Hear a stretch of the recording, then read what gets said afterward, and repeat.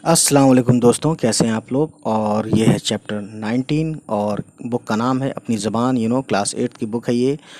और नज़्म का नाम है ये है मेरा हिंदुस्तान। और इससे पहले हमने जो कुरातुल हैदर और दूसरे जो हमने इससे पहले जो वो डाला हुआ है, आप उसको देखें अगर आपने नहीं देखी हो तो। यानी कि चैप्टर 18 हमने डाला हुआ है, इससे बाकी से पहले सारे हमने डाल दिए क्वेश्चन आंसर्स, ठीक है, 8 क्लास के इसी बुक के।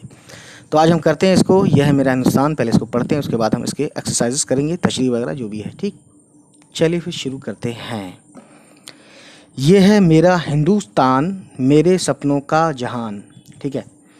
इससे प्यार मुझको, हंसता गाता जीवन इसका, धूम मचाते मौसम, गंगा जमुना की लहरों में 7 सुरों का सरगम, ताज एलोरा जैसे सुंदर तस्वीरों के एल्बम।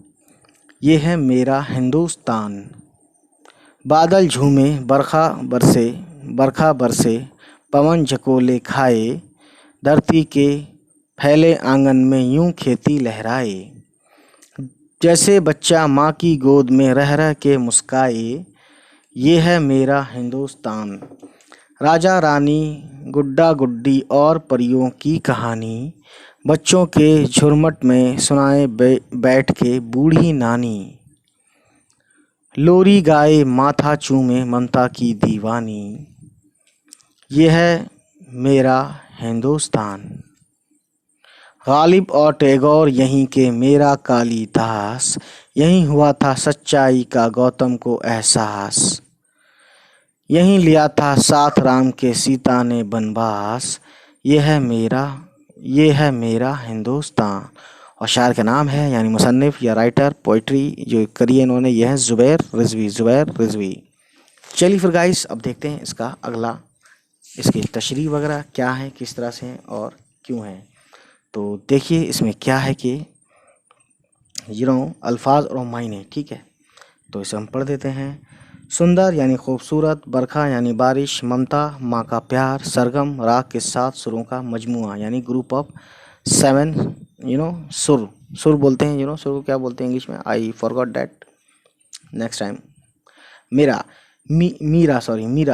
बाई एक मशहूर शायरा यानी कि पोइट थी, लेडी पोइट, दैट, जिन्होंने कृष्ण भक्ति के गीत लिखे थे। कालिदास संस्कृत ज़बान के मशहूर शायर और ड्रामा निगार, ठीक है, उन्हें बोलते हैं कालिदास, दैट वेरी वेल। अंजुमन मरका या तस्वीरों का मजमुआ, उसे बोलते हैं, सॉरी अंजुमन नहीं, एल्बम इंग्लिश का वर्ड है ये, तस्वीरों का जो वो होता है ना, मजमुआ, ठीक। पवन यानी हवा, हवा जो है अरबिक वर्ड है, आपको पहले भी बता चुका हूँ। अब हम देखते हैं आगे क्या है। तो देखिए गाइस, नज़्म के अशार की तशरीह, दैट वेरी वेल। यह है मेरा हिंदुस्तान से, उससे प्यार मुझको, यानी कि हम आप बताने का मकसद और मतलब यही है कि उससे प्यार मुझको, यानी ये यहाँ तक, ठीक है। तो चलिए फिर हम देखते हैं इसको क्या है और किस तरह से इन्होंने बताने की कोशिश की है। तशरीह बंदवन, यानी उसको यहाँ से यहाँ तक बंदवन माना है। आप अब मैं अगली बार जो बताऊँगा तो इसमें देख लेना आप चेक करके, ठीक है। पोएम आपके पास है ही, वीडियो है ही, ठीक। सैको सबाक, यह अशार नज़्म ये है मेरा हिंदुस्तान, यानी सैको साहब जब लिखते हैं तो हमें नज़्म का नाम मालूम चाहिए, जैसे कि यह है ये मेरा हिंदुस्तान, ये है मेरा हिंदुस्तान से लिए गए हैं, जिसे ज़ुबैर रिज़वी ने लिखा है, ठीक है। तो सैको सबाक लिखने के लिए हमें नज़्म का नाम मालूम होना चाहिए और शायर का नाम मालूम होना चाहिए, ठीक है। बाकी सब ये सेम रहते हैं हर जगह। तशरीह बंद वन, तो ये जो बंद है ना, इसको वन माना है, ठीक है। अभी जो मैंने दिखाया, इस बंद में शायर अपने वतन का जिक्र करते हुए कहता है कि ये मेरा वतन हिंदुस्तान है, हम हिंदुस्तानी हैं, हिंदुस्तानी इसे माँ का दर्जा देते हैं, यानी माँ मानते हैं इस अपनी सरज़मीन को। ये मेरे ख्वाबों की दुनिया है, इसलिए मुझे अपने, यहाँ क्या लिख दिया है, अपन लिख दिया, अपने वतन से बहुत प्यार है, ठीक है गाइस।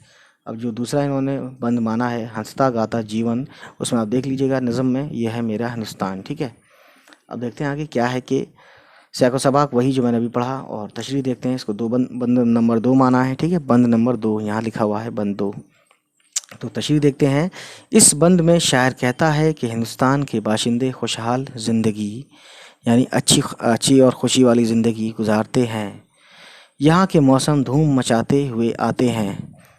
ठीक है, यानी यहाँ का हर मौसम अपने अपने तौर पर, you know that very well, तौर पर लुत्फ देकर लोगों को लुत्फ अंदोज करता है, यानी कि लोगों को बहुत मज़ा दिलाता है यहाँ का मौसम।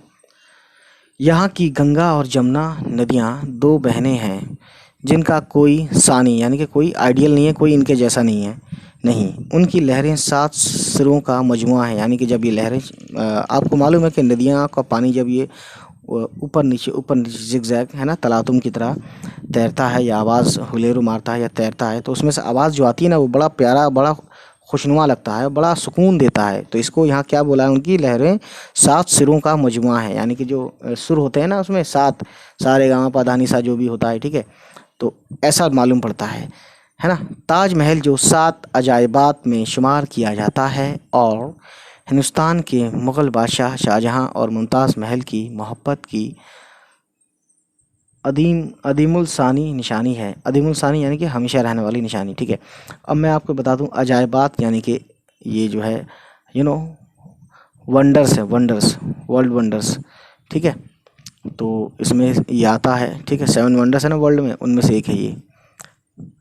एलोरा के मंदिरों, ठीक है, एलोरा के मंदिरों की खूबसूरत मूर्तियाँ तस्वीरों के एल्बम की तरह हैं। ठीक है, यहाँ ताजमहल और एलोरा को खूबसूरत तस्वीरों के एल्बम से तशबीह दी गई है।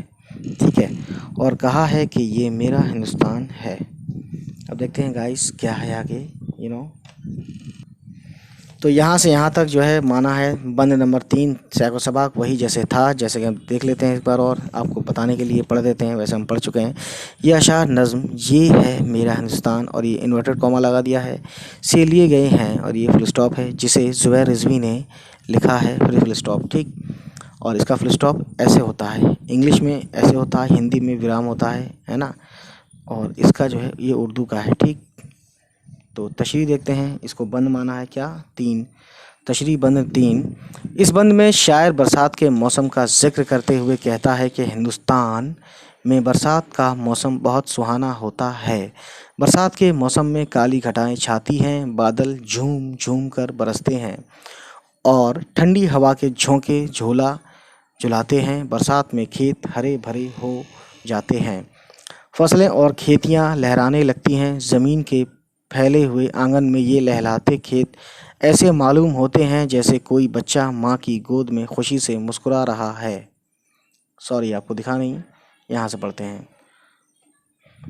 ज़मीन के फैले हुए आंगन, आंगन से मतलब है यहाँ की ज़मीन की बात की जा रही है, में ये लहलहाते लहता, यानी खेत जब पूरे उग जाते हैं बहुत अच्छे से, उसमें जो है यू नो पूरे उसमें बाल आ जाते हैं। बाल से मतलब ये है कि जैसे गेहूं के बाल या उसके बाल, इस तरीके से, है ना, लहलाते हैं। तो लहलाते खेत ऐसे मालूम होते हैं, यानी ऐसे दिखाई पड़ते हैं जैसे कोई बच्चा माँ की गोद में, ठीक है, कहने का मतलब है माँ की गोद में खुशी से मुस्कुरा रहा है, और उसको इस तरह से मिसाल दी जा रही है खेतों को। ठीक है, और माँ किसको कहा है, माँ कहा है मुल्क को, यानी वतन को माँ कहा है, और खेतों को बच्चा कहा है जब ये फल देने शुरू हो जाते हैं। फल से मुराद वही नतीजा। इसमें शायर ने हिंदुस्तान की, इन्होंने हिंदुस्तान गलत लिखा है ना, यहाँ पे ये वाला सही है, ये वाला लिख लीजिएगा। हिंदुस्तान की सरजमीन को माँ और लहलाते हुए खेतों और फसलों को मुस्कुराता हुआ बच्चा कहकर शेर की खूबसूरती में इजाफा किया है। ठीक है, अभी जो हमने बताया आपको, और कहा है कि ये मेरा हिंदुस्तान है। अब देखते हैं हम बंद नंबर 4 जो कि है, यहाँ से राजा रानी गुड्डा गुड्डी ये है मेरा हिंदुस्तान। तो सैको सबाक वही जो अभी हमने पढ़ा कई बार, और अब देखते हैं तशरीह बंद 4। ठीक है, तो देखिए इस बंद में शायर ने अपने वतन के बुज़ुर्गों की दीवानी मोहब्बत का जिक्र किया है। यानी कि कहने का मतलब यह है कि शायर ने अपने वतन के बुज़ुर्ग, यानी जो यहाँ के बुज़ुर्ग थे, जो हमारे बड़े थे, जो कुछ हैं और कुछ चले गए दुनिया से, उनकी जो मोहब्बत थी इस मुल्क से, उसकी दीवानगी का बताया है हमें, है ना। शायर कहता है कि मेरे वतन हिंदुस्तान के बुज़ुर्ग भी मोहब्बत की अच्छी मिसाल पेश करते हैं। ठीक है, और देखिए यहाँ की बुज़ुर्ग इमारतें, चाहे वो नानी हों या दादी हों, सॉरी बुज़ुर्ग औरतें, मैंने इमारतें पढ़ दिया, सॉरी फॉर दैट, बच्चों को इकट्ठा करके उनके बीच में बैठकर, ठीक है, परियों की है ना, राजा रानी और गुड्डा गुड्डी की मज़ेदार कहानियाँ सुनाती हैं। तो गाइस ऐसा जब भी हम छोटे थे और हमें पता है, मुझे भी याद है जब मैं नानी के घर जाया करता था तो वहाँ कहानियाँ सुनने को मिलती थी मुझे, और ख़ास तौर से रात के वक्त यानी कि शाम के वक्त। और वो गांव था, तो गांव में होता क्या है कि जल्दी सो जाते हैं खाना वाना खा के। तो ये समझ सकते हैं आप, और सोने के लिए बच्चों को बेवकूफ़ बनाने के लिए कहानियाँ भी सुनाई जाती थी और बच्चे उन कहानियों को सुनकर लुत्फ अंदोज होते हैं। बूढ़ी नानी बच्चों को लोरी गाकर सुनाती हैं, कभी प्यार से बच्चों का माथा चूमती हैं। ऐसा मालूम होता है कि वो प्यार का समंदर हैं, ठीक है, या वो ममता की दीवानी हैं। ये सब खूबियाँ मेरे वतन हिंदुस्तान की हैं, ठीक है। अब देखते हैं गाइस, गालिब और टैगोर यहीं, ये यानी कि अगला बंद है, बंद नंबर 5। ये है मेरा हिंदुस्तान। तो देखते हैं गाइस, सियाक व सबाक वही है, तशरीह देखते हैं, 5 इसको माना है, ठीक है। तो देखिए नज़्म के इस आखिरी बंद में, यानी कि आखिरी बंद है, आप समझ सकते हैं, यानी कि ये लाइन देखिएगा, गालिब और टैगोर यहीं, उसके बाद ये जो है आखिरी है, ठीक है। तो देखिए इसमें क्या कहते हैं, नज़्म के इस आखिरी बंद में शायर अपने वतन की अजीम हस्तियों यानी बड़ी हस्तियों का जिक्र करते हुए कहता है कि गालिब, टैगोर, मीरा और कालिदास यहाँ के बड़े बड़े शायर हैं।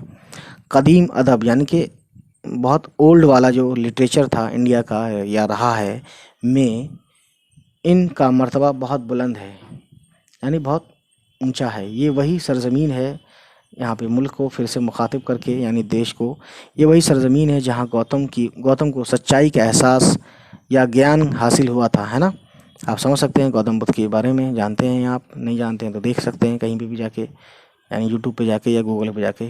यही वो सरज़मीन है जहाँ सीता ने राम के साथ वनवास लिया था और तरह तरह की परेशानियों का सामना करके बदी पर नेकी की फतह पाई थी, यानी बदी यानी बुराई पर नेकी की फतह, है ना, बुराई पर अच्छाई की जीत पाई थी।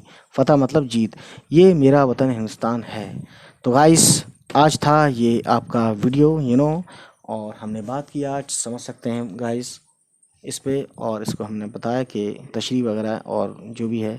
तो नेक्स्ट टाइम हम लाएंगे इसके नज़्म के मरकज़ी ख्याल और मुश्किल सवाल जवाब या जो भी हैं, ठीक है। चलिए फिर गाइस मिलते हैं आपसे, बाय बाय, टेक केयर।